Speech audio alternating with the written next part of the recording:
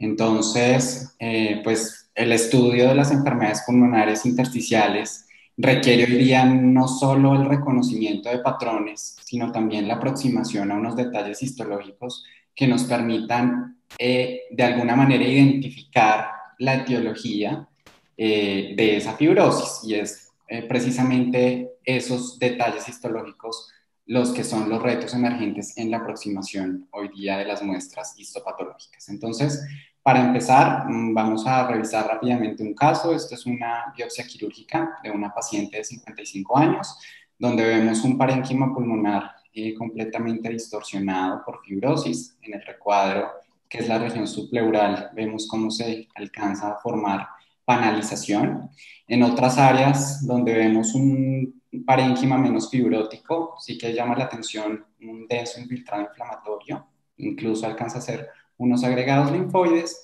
y en otras áreas vemos también cómo se forman focos fibroblásticos, que son estas áreas de actividad de la fibrosis, del centro de avance de la fibrosis, entre las áreas muy fibróticas y las áreas relativamente preservadas. En otras áreas vemos también un denso infiltrado inflamatorio que está ocupando principalmente la pleura y el espacio subpleural. Y una aproximación también de otras áreas donde resaltamos nuevamente esa inflamación mononuclear que incluso en algunas áreas forma folículos linfoides. Entonces, pues existen varios problemas que tenemos los patólogos hoy día en la aproximación a estas enfermedades fibrosantes. Si en verdad existen criterios histopatológicos que nos ayudan a diferenciar, por ejemplo, un patrón de neumonía intersticial usual por FPI o por una enfermedad del tejido conectivo o por una neumonitis por hipersensibilidad fibrótica. Segundo es que, pues, definitivamente ahorita no existe un gol estándar y la mejor aproximación, que si bien pues, no es perfecta, es la discusión multidisciplinaria y pues que también a veces solamente la identificación del patrón puede ser insuficiente de cara al paciente. Y si bien es cierto, pues se ha hecho una muy buena aproximación con las guías de FPI del 2018, ahorita con las recientes guías de neumonitis por hipersensibilidad,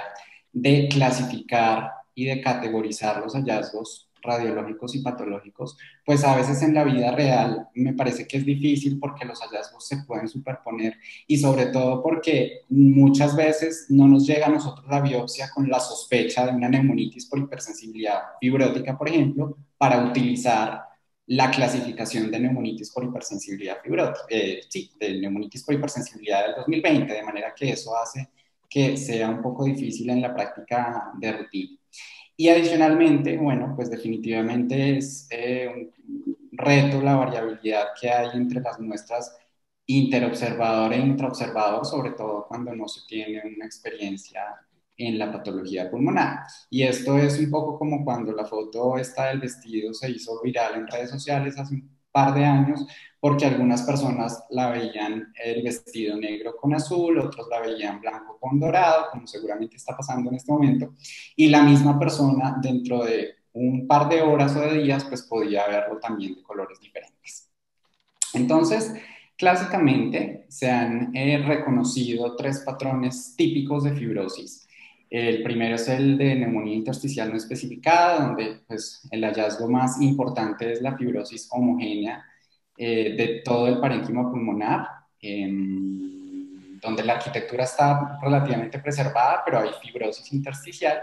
El segundo es el de la neumonía intersticial usual, donde a diferencia de la no especificada, el compromiso es heterogéneo, hay áreas con mucha fibrosis, hay áreas relativamente sanas, se acompaña de focos fibroblásticos, de panalización. Y el otro, que es el más recientemente descrito y que su nombre define muy bien el hallazgo histológico, y es el de fibrosis centrada en la vía aérea.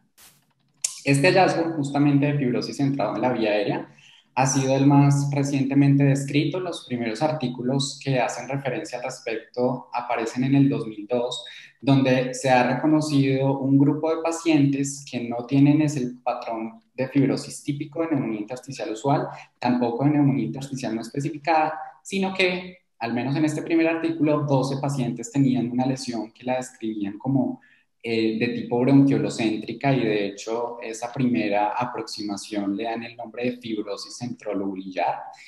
como un nuevo patrón histológico de neumonía intersticial idiopática. Ese mismo año aparece este otro artículo, donde también caracterizan 12 pacientes, donde identifican un patrón de fibrosis y ellos la llaman una neumonía intersticial bronquiolocéntrica idiopática. Y ya después, en el 2004, el doctor Chur, que es probablemente el patólogo que tiene más publicaciones y experiencia en la neumonitis por hipersensibilidad, describe 12 pacientes con fibrosis centrada en la vía aérea que tenían una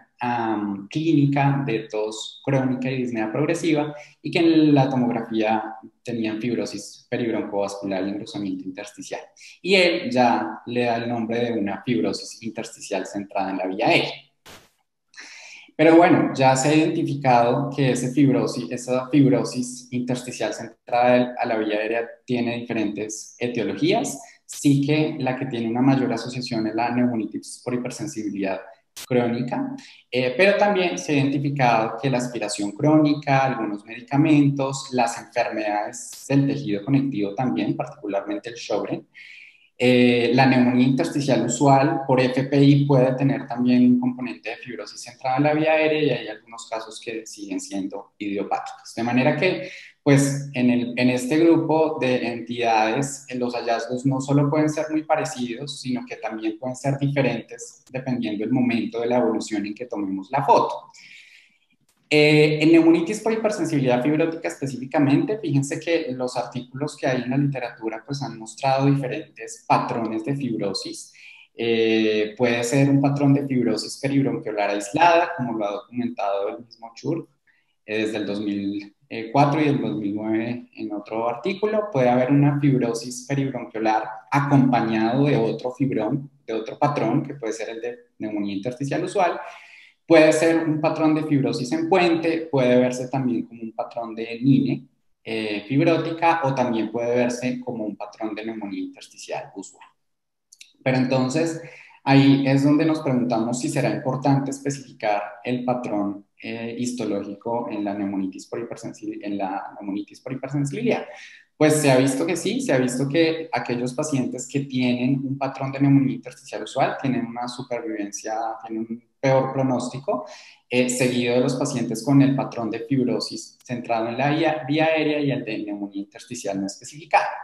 Y adicionalmente se ha visto que los pacientes que tienen focos fibroblásticos, abundantes focos fibroblásticos en el patrón de fibrosis, también tienen una supervivencia más pobre, probablemente asociado a la actividad que implican la presencia de los focos fibroblásticos. Esta imagen corresponde a un explante de un paciente con una neumonitis por hipersensibilidad crónica. Aquí hay una fibrosis global, pero sí que predomina en las porciones más superiores y pareciera que en las porciones más inferiores hay una relativa preservación del parénquima pulmonar. Hay un hallazgo muy importante en la neumonitis por hipersensibilidad fibrótica y es encontrar áreas de neumonitis de hipersensibilidad subaguda o no fibrótica que nos pueden ayudar a sugerir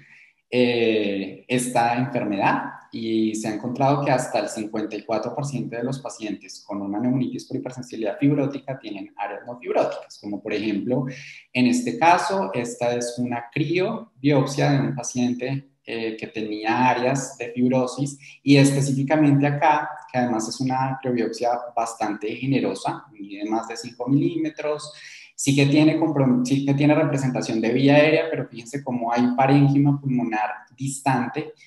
muy bien preservado, y que si hacemos una aproximación, vemos un intersticio que está discretamente expandido, en este caso no hay fibrosis, está expandido por una celularidad que es específicamente linfocitos, y bueno, empezamos en este caso a identificar algunas células gigantes multinucleadas que están dispersas en el intersticio, hallazgo muy sugestivo pues, de una neumonitis por hipersensibilidad.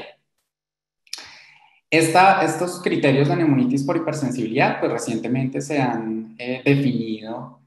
por la ATS en el artículo recién publicado y se han definido como una neumonitis por hipersensibilidad fibrótica compatible o una forma indeterminada. La forma fibrótica se caracteriza porque hay un patrón de fibrosis que ellos han reconocido que puede ser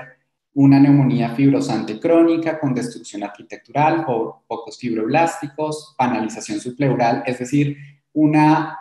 descripción que recuerda la neumonía el patrón de neumonía intersticial usual, que yo creo que ellos no lo usan para tratar de evitar la confusión con las guías de FPI del 2018. Reconocen también que puede haber un patrón de NINE o que puede haber un patrón de fibrosis centrada a la vía aérea. Y si eso se acompaña de granulomas no necrosantes, ahí está mal escrito, pobremente formados y que además puede tener áreas de neumonitis celular, bronquiolitis celular, neumonía en organización, pues hace el diagnóstico de una neumonitis por hipersensibilidad fibrótica. ¿Cuándo es probable? Es probable cuando hay fibrosis, que puede ser con destrucción arquitectural, panalización, focos fibroblásticos, un patrón de NINE o una fibrosis centrada en la vía aérea, sin la presencia de los granulomas pobremente formados. Y es indeterminado cuando es un patrón de fibrosis con destrucción arquitectural, focos fibroblásticos, panalización o un patrón tipo NINE sin existir compromiso centrado en la vía aérea. La neumonía intersticial usual, por su lado, pues es la definida desde hace más tiempo. El doctor Livo, en su primer artículo en 1969, describe un tipo de fibrosis muy común y desde ese momento ya se denominó neumonía intersticial usual y se empezó también a definir que no siempre este patrón de neumonía intersticial correspondía a una fibrosis pulmonar idiopática. Entonces, la neumonía intersticial usual, el patrón de neumonía intersticial usual se caracteriza por la presencia de fibrosis parchada con panalización, que en los textos está referida como una heterogeneidad geográfica. Hay áreas preservadas o por lo menos casi preservadas de tejido y la distribución típicamente es paraseptal y subpleural con la presencia de focos fibroblásticos, como por ejemplo Acá hay una aproximación a los focos fibroblásticos que no son los mismos tapones fibroblásticos, son cosas diferentes. Y los focos fibroblásticos son unas áreas donde hay un estroma más laxo con la presencia de fibroblastos y que representa como ese centro de avance o de actividad de la fibrosis. Acá vemos áreas de panalización. Y también es importante tener en cuenta que los pacientes que tienen una fibrosis pulmonar idiopática con un patrón de NIU, por supuesto, pueden tener fibrosis entrando en la vía aérea y seguir siendo una fibrosis pulmonar idiopática. Ahí hay que tener en cuenta para hacer el diagnóstico y es si predomina el componente de fibrosis subpleural y paraseptal o el componente de fibrosis centrada en la vía aérea, además de los otros hallazgos, digamos, detalles histológicos que eventualmente nos hagan guiarnos un poco más al diagnóstico de una neumonitis por hipersensibilidad fibrótica. Existen hallazgos, además, otros hallazgos patológicos variables en los patrones de NIU y es que, sobre todo en los explantes, vemos cómo puede contener áreas de NINE. Por eso es muy importante que las biopsias quirúrgicas sean al menos pues, 2 biopsias de lóbulos diferentes, porque si se cae solamente en un área donde hay representación de NINE, pues lo vamos a dar como un NINE, pero pues eventualmente puede tener una NIU, que es finalmente la que le da el pronóstico al paciente, con áreas de NINE-like.